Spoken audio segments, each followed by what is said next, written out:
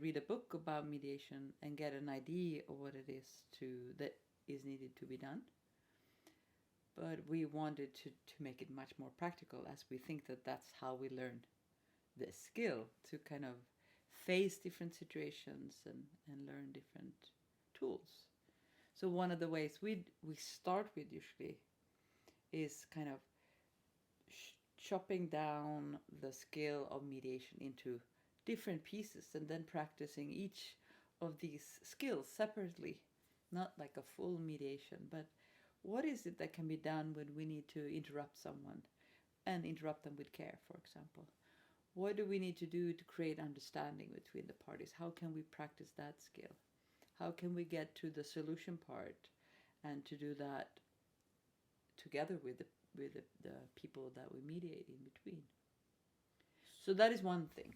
So you're saying that's the start, like, so you learn skills. What's next? Like, what else? Yeah, and hand in hand with that, we need to look at our intention as mediators. Like, why am I mediating? What is it that I'm hoping to bring? Can I have empathy for the participants in the mediation, knowing that they're probably going through a conflict that might be really scary or that will bring up anger or frustration? How can I kind of extend my empathy and still be holding both parties? So we look at the intention of the mediator. Can we as mediators stay neutral even if we are not neutrally thinking about what happened, but to kind of let neutrality guide us when we want to include both parties. So looking at our own intention as a mediator is one other thing that we work with. But isn't that hard? Like, it is hard, and of course it needs willingness, in the sense of that the people in our mediation program needs to be willing not just to find a tool they can use on someone else, but also to take a look at themselves and sometimes face some kind of hard truths. But usually it's a celebration when people get through it, like a sense of relief or freedom for noticing what has been maybe steering me for some time. so what could be the hard truth that you, like, what could it be? Well, one thing is the bias thing, that we think we're unbiased, and then when we're in a mediation with two parties, it's kind of so clear we think that this person is right and the other person is wrong. And to kind of face that instead of pretending we we think that both people are, as they're free to have their perspective on things.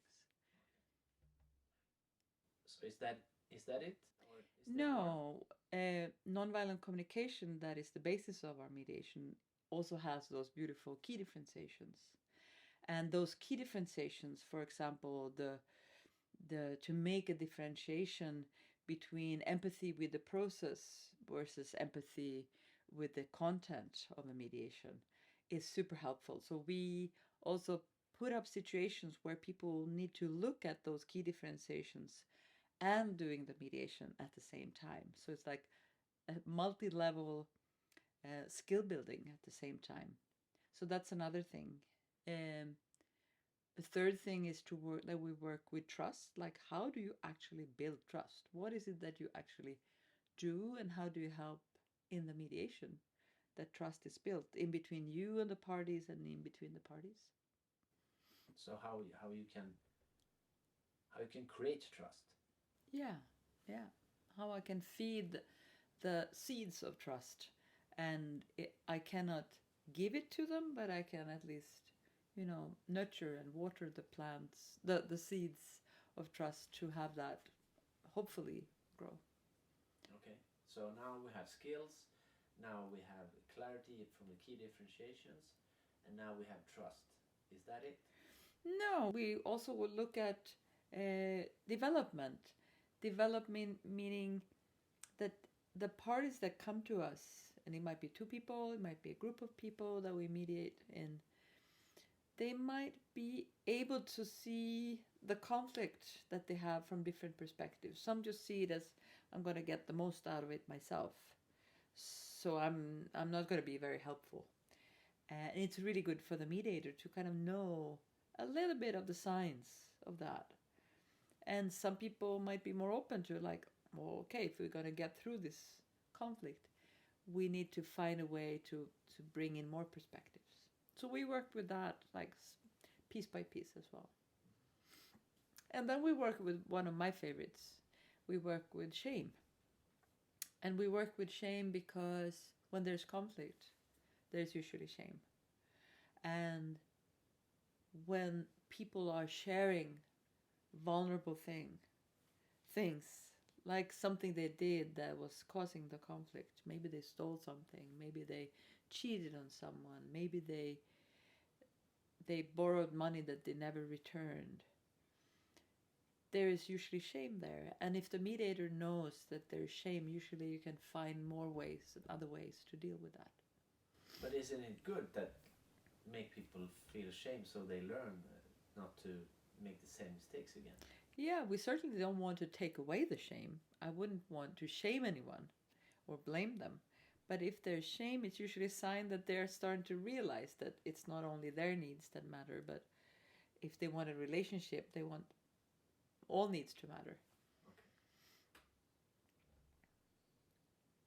And then, we could probably put it into smaller details, but one of the things I think is crucial is also to work on how do we actually handle when we come to solutions, when we actually have gone through the connecting phase or the phase of dealing with at least, the basic parts in this conflict, and actually working on how does a next step look? How can I as a mediator help people to leave the mediation and say, okay, we have 1, 2, 3 things that we can work on to not stay in this conflict forever. So like moving forward. Yes. Not just talking about it, but how to actually resolve it. Yeah. And as important it is to actually pause and connect and talk about things, if we don't use that connection for actually moving forward, usually people are not very happy with the mediator or the mediation. So we want both. We don't want just to go for a solution, fixing it like on the surface, but we also don't want to stay forever in a communication. So we want both. Okay. We want to hear the needs, acknowledge them, and we want to meet the needs. What else? I don't know if there is more. But what we do is also, after like the first long period of practice, we also put people we ask them to do filmed mediation or Zoom mediation that we can look at and give feedback on, and they can give feedback to each other. So it's a way to really being able to say, like, after 3 minutes and 45 seconds, you said this. Could you actually have said that differently? Would that have been taking the conflict, the mediation in a different direction? And it could also be, wow, what you did there after 6 minutes and 15 seconds. Really, I think that really changed the atmosphere, the way that they saw the conflict.